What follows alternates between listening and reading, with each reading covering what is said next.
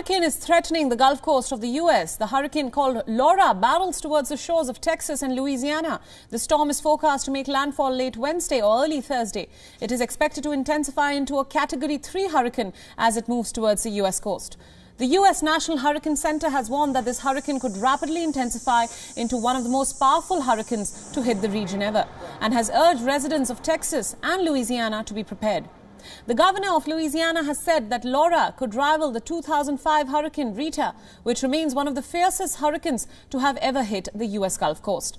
The Louisiana governor has said that more than a dozen planes have been deployed to help with relief work. The National Guard has more than 2,000 National Guardsmen ready to provide support.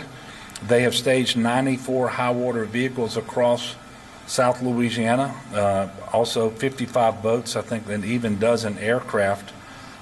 They've also positioned 1,080 linear feet of super sandbags in Grand Isle and completed the delivery of generators and pumps to Grand Isle as well.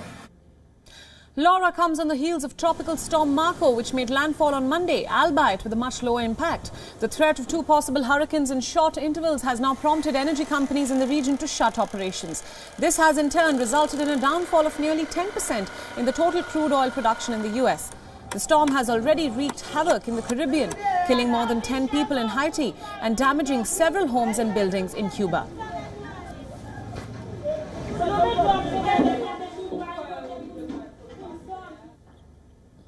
Let's move on. The United Nations has now warned of devastating environmental impact if global demand for resources is not reduced soon. According to the international body, global exploitation of resources has more than tripled in the last 50 years.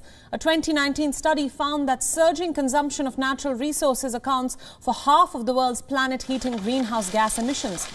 The study also predicted that over 90% of the world's biodiversity loss if the consumptions continue to rise.